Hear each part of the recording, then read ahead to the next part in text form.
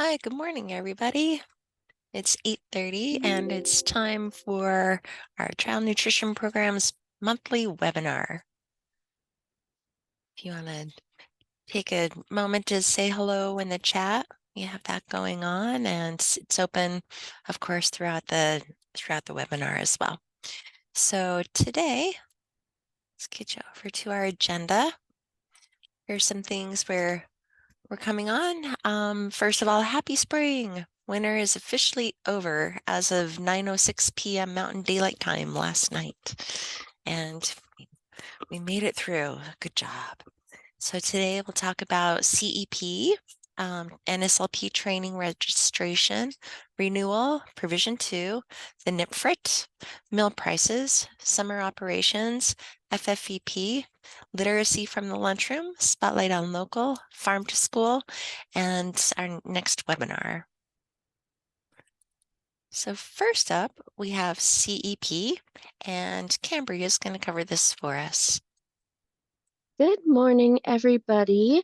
So I just want to give everybody a reminder that if you are on CEP currently, or you are interested in opting into CEP for the next school year, so school year 24-25, the April 1st data is coming up very quickly. So just in the next about week and a half, we'll be pulling the data for this. So if you are interested in CEP, the threshold, the ISP threshold, has been lowered to 25%. And that 25% is based on your direct certification students. So that includes your DC list, extended benefits from your DC list, McKinney-Vento, FDIPR, any student that is directly certified. That will count towards your 25% ISP. If you would like more information, you are always welcome to email me. I did send out an informational email on March 18th. So if you did not see that, please go check your inbox. And if you are interested in CEP, please start discussing the financial viability with your administration now. With the threshold being lowered to 25%, we want to make sure that your administration is going to be aware of the fiscal impacts that this program may have. And then also just a quick reminder that if you are interested, please make sure that you know how to pull your enrollment lists prior to April 1st. This is going to be super important because we are not able to help you with your individual system. We can help you with DC lists, but your enrollment list is going to be personal to your district. Okay, next slide, please. Cambria, real quick, question from chat. Is our claim Oh, rate for CEP based on when the cycle started, or does this change each year based on the April 1st data? it is going to be based on your base year. So it's going to be based off of when the cycle started. So it'll be if you're going to start a new cycle this year, your percentages will be established with your April 1st, 2024 data.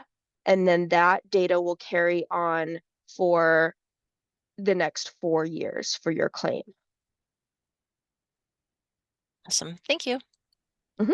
Next slide. NSLP training registration. Continue. Okay, so everybody's favorite dates are coming up. We have our NSLP annual training dates. We have several locations throughout the state of Idaho. So we have 2 in Boise. First one is July 31st, and the second one will be August 13th.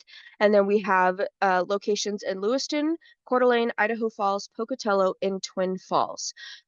These dates, we will let you guys know when they become available to register, but please take note of these dates and figure out which ones you would like to attend. And please get signed up because space is limited, just because of the locations that we hold them at. So please try to get signed up for the date that you want. Otherwise, you might have to travel a little bit. Next slide. And for any of our RCCIs that are joining us today, this is going to be the RCCI training date. It'll be held in Boise. this year. So we will let you guys know when that is available to register for. Okay. And renewal is coming up. This will be open in late April. We don't have an exact date yet. We think it's probably going to be probably near the last week of April that this will be open. We will be sending out instructions soon, so please make sure that your emails are up to date in My CNP and you will be getting the instructions for that. So just some preparations to consider before jumping into your renewal packet. Please start talking to your administration about what your operating dates and times are going to be. So this is going to be if you're a 5-day week, a 4-day week. What times are you going to be serving your breakfast and lunch meal services? Um, the adult meals, the prices are increasing this year, as usual. So the minimum for lunch is going to be $4.95 and $2.85 for breakfast. So if you need to get board approval for this, please get that on your board's agenda for their meetings because this might take a little bit of time to get approved. Speaking of board approval, the PLE tool to help you guys set your lunch prices, we do not have that yet, but please plan on a minimum of a 10-cent increase. This does not mean that you can't increase more than 10 cents. It just means that you probably are going to have a minimum of a 10-cent increase. We will obviously have more information once that tool comes out. And if we have any PLE attestations, we do not have that yet. So please plan on at least a minimum of a 10-cent increase. If you are going to be increasing your prices more than 10 cents, this may need to go to your board for approval. So please, please, please plan on getting that onto your agenda as soon as possible. We also just want you to keep in mind if you have any special provisions, vended meal contracts, as well as requesting your health inspections from your health department. And like I said earlier, instructions will be sent out soon, so keep your eyes open for that email. Okay, next slide. Okay, so provision 2, this is, so if you are currently in a provision 2 cycle, Jax has sent out emails. If he hasn't sent it out to you yet, you will be getting it very soon. This will have instructions on how to renew. And if you are considering starting a new Provision 2 cycle for school year 24-25, please give Jax Dunham a call. Here's his phone number on the screen. And please talk with your administration to plan ahead to discuss fiscal viability. This is the same with CEP. We just want to make sure that you guys are aware of the financial impacts that these programs can have on you. So please talk with your administration, and if this is something you would like to go forward with, contact Jax Dunham. Okay, next slide. Okay, so everybody's favorite tool, this is the NIPFRT tool, or the non-program food revenue tool. So what are non-program foods? These are foods that are not part of a reimbursable meal. So this is going to include your a la carte items, adult meals, second meals, catering, vending, food and beverages purchased for others, such as fundraising or vending machines. So why are non-program foods and why are these important and why do we have to complete this tool? Can you go to the next slide, Pamela? Oh, thank you. So this tool is what is going to determine if your food costs are going to be in compliance. So we have this non-program food revenue tool, and this is a tool that's going to help you calculate your percentages. It seems like a complicated tool at first, but once you get the hang of it, it's actually very, very handy to see if you are meeting the proper pricing for your a la carte items. So we require this to be completed every year if you sell a la carte items. So you will need to take a period of at least one school week where you sell a la carte items and enter your menu into this tool to get your pricing. So if you have not completed it for this school year, please go on to download forms and download this tool and start calculating the cost of your a la carte items. This is super important because this is something that we review during an administrative review. So please make sure that you have this done. This should be completed every year, regardless of if you are getting an administrative review. So please make sure that you're doing this every year. But this will be something that is required during an administrative review that we will be looking at. So please make sure that you're doing this. And if you go to the next slide, if you do not sell anything other than milk or adult meals, you can use this simplified tool. It's called an alternate assessment. So this is only for milk and adult meals. There's no other non-program foods with this tool, but this tool is much more simple to use. So if you just have these two items here, you can use this tool, and this will be accepted as your non-program food revenue tool. And if you guys have any questions on this, please feel free to reach out to the NSLP team and we can definitely help walk you through this. Okay, next slide. Okay, so this is just a reminder that sales tax is required for all non-program foods. So for student meals that are served as a reimbursable meal, you do not need to include sales tax. However, your prices set for your non-program foods must include the sales tax, as they are not covered under the federal school program or federal school lunch program. So if you do not have your prices that are including your sales tax, this is definitely something that you need to start looking at to make sure that you are meeting this Idaho Code 63-3622J. Okay, next slide. Okay, and now we will just jump into meal prices. Um, so just like we were talking about earlier, for renewal, we need you to talk to your administration now about your meal prices coming up. So for your student lunch prices, we do not have the prices or the USDA recommended price yet, or we don't have the PLE tool. So we are going to recommend that everybody increase their prices by a minimum of 10 cents. We would highly recommend that if you are below this below the weighted average that USDA has required, that you consider increasing your prices more than 10 cents.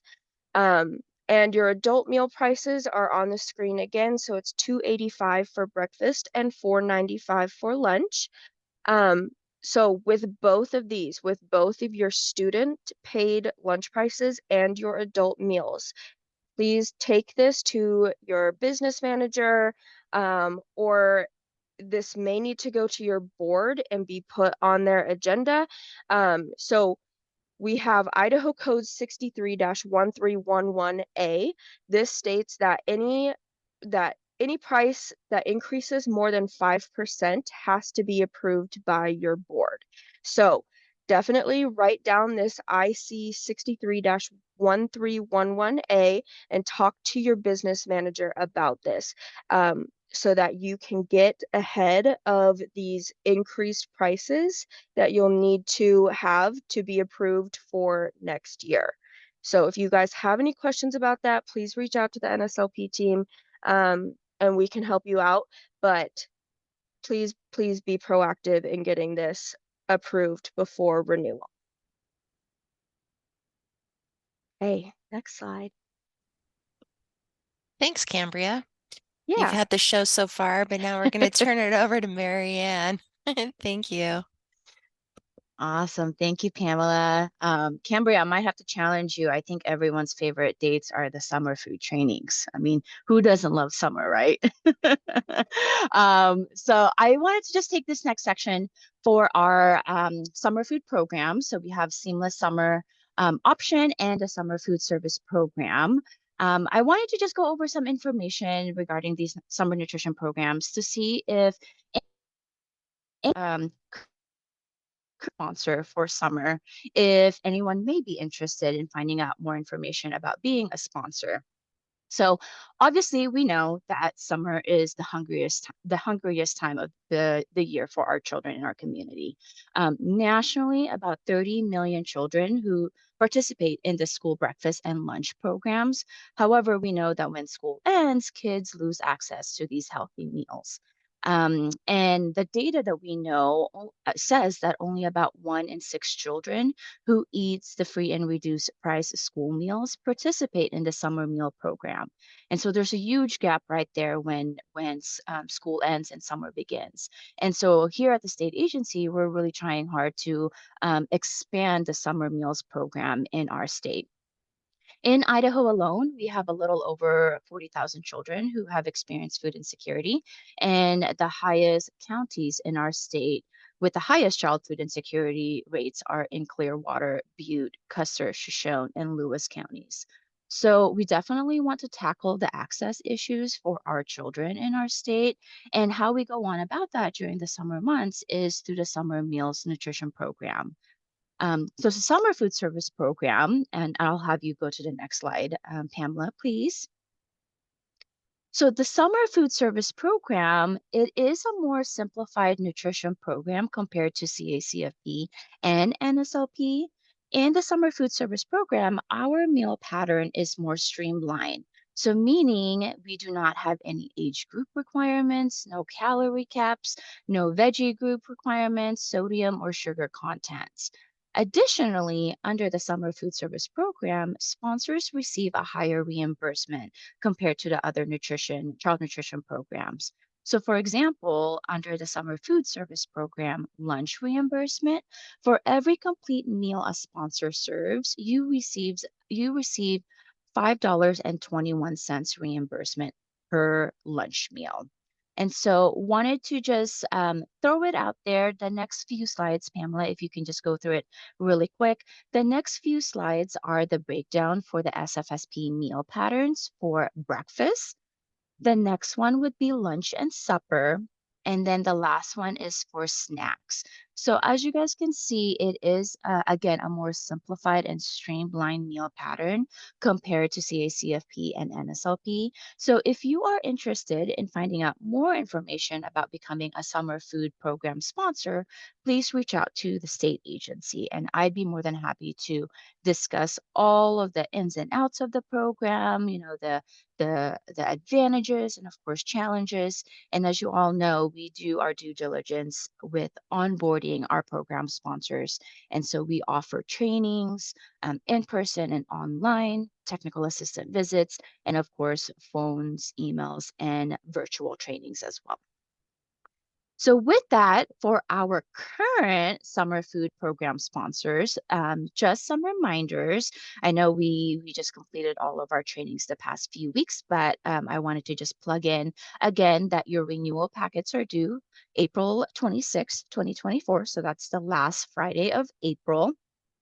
Additionally, just some reminders that beginning summer 2024, eligible sponsors may operate non-congregate meal service in rural areas in our state. Meal flexibilities include a daily non-congregate meal service, multi-day meal service, bulk distribution, home delivery, conditional non-congregate, and parent guardian pickup. So if you are interested in this meal service, regardless if you are a current sponsor or if you are inquiring about the summer meals program, please reach out to me, Marianne Libby, at the state agency, and I'd be more than happy to provide more information regarding this new meal service operation that we are starting beginning this summer. And then next slide for me, Pamela. Also, for our current sponsors, please note that USDA has rebranded the summer nutrition programs. As you will see in your screen, this is one of our new logos. And so please visit the website you see on the bottom of the screen to access the rest of the logos, please. Oh, and then Pamela, just inserted that on the chat box. So please click on that link and just bookmark it if you would like. So that is an easy access for you. And then last slide, last but definitely not least, a huge shout out to one of our very own Summer Food Service Program sponsors for receiving the Silver Award for the 2023 Turn Up the Beat Award. For those of you who are not familiar with the Turn Up the Beat Award, it is an award recognizing outstanding summer meal programs sponsors across the nation who work very hard to offer high quality meals to children that are appetizing, appealing, and nutritious during the summer months. The state agency would like to congratulate West Ada's school district and their nutrition team for their incredible work in their summer nutrition program. For summer 2023, West Ada's summer nutrition programs team ran a cultural meals tour where they had Taste It Tuesday events, and every Tuesday a country was represented, and the team shared a food from the country as well as some educational materials. The kids were given a cultural meals passport, and they would receive the passport sticker every time they tried the food from the country represented. And so some of the items that they offered were definitely fruits and vegetables, and other times it was a main entree. And some of the following items that the kids tried includes calzones from Italy, hummus from Greece, quesadillas from Mexico, papaya from India, and oh my gosh, I'm gonna butcher this, but it's pão de queijo from Brazil and cheese croissants from France. And so I just wanted to do a huge shout out from the state agency team to your team, West Ada. Thank you for your commitment and hard work servicing the children in our community. So great job, West Ada. And I believe that is my last slide. So I'll hand it back to you, Pamela. Thanks so much, Marianne. And yay, great job, West Ada. Way to go. So I'm going to talk a little bit about the Fresh Fruits and Vegetables program. This is this program provides all children in participating schools with a variety of free fresh fruits and vegetables throughout the school day. It's an effective and creative way of introducing fresh fruits and vegetables as healthy snack options. And the goal of the FFVP is to create healthier school environments by providing healthier food choices. It's also expand the variety of fruits and vegetables that children experience, increase children's fruit and vegetable consumption, and make a difference in children's diets to impact their present and future health. This program is seen as an important catalyst for change in efforts to combat childhood obesity by helping children learn more healthful eating habits. The FFVP introduces school children to a variety of produce that they otherwise might not have had the opportunity to sample. To be selected for the FFVP, a school must be an elementary school, represent the highest percentage of students certified for free and reduced benefits, participate in an SLP, and complete an annual application for the FFVP. And that application is coming soon. I'll put a link in the chat for more information on the program. We're switching it up to have an online based application, and we're just getting that put together. So watch for a press release, and we'll get that going for you soon. And then our next section, literacy from the lunchroom. So this month we have Sylvia Spinach and Home is Calling. Sylvia Spinach, this is the story of someone who will not eat spinach. But one spring, her class gets seeds to sow for the school garden. You might guess what happens next, but I'm not going to spoil it. And then Home is Calling is a book about the monarch's migratory journey and how we can help them since they were classified as endangered in 2022. And this is very important as they are pollinators, and without pollinators, food doesn't grow.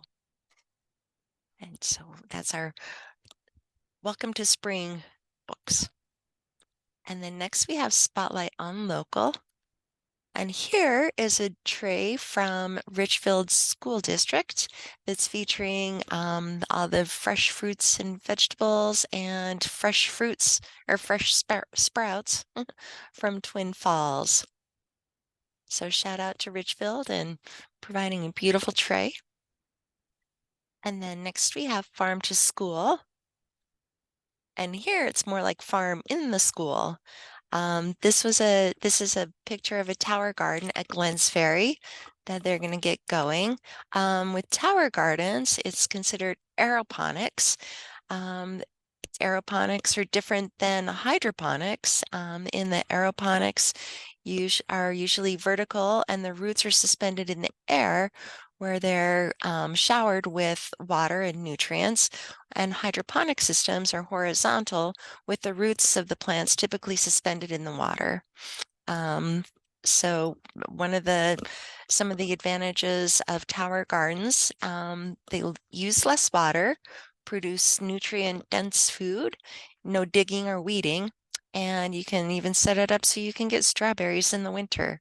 Can you imagine?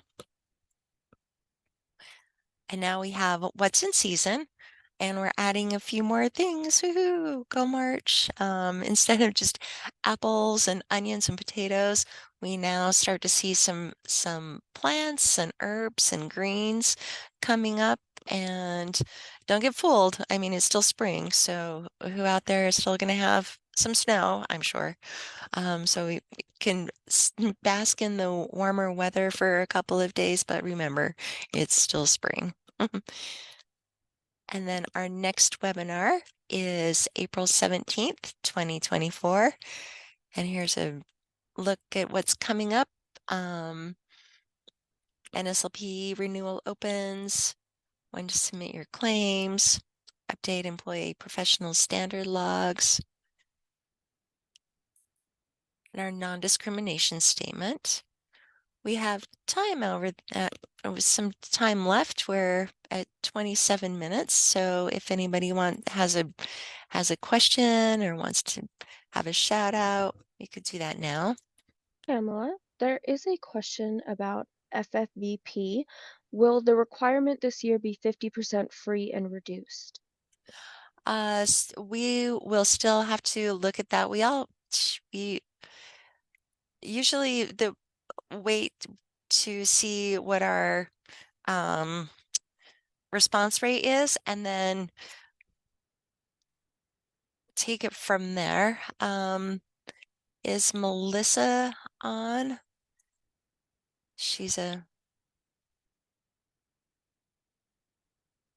Maybe not. I'm on. I just had to figure out how to unmute myself. Oh, great. Yeah, did you hear the question about the Yeah, and they actually rates? responded and said it Okay. would be 40% because I thought we had decided that. Okay, that's terrific. Thanks, Melissa. And then I saw another the school district that had the aeroponics, the tower garden, that was from Glens Ferry. They were out on a review. And I did some Googling. There's all different types and prices and everything. So I mean looks like quite a contraption, but it's I mean yeah, it's strawberries in January, I'm just saying. Well, that's all I have for you guys. Thanks for joining, and the webinar has been recorded and will be uploaded to our YouTube channel either today or tomorrow pretty soon. And otherwise, we will give you back a half hour of your day and see you next month. Thank you. Thanks, Pamela. Thanks, everyone.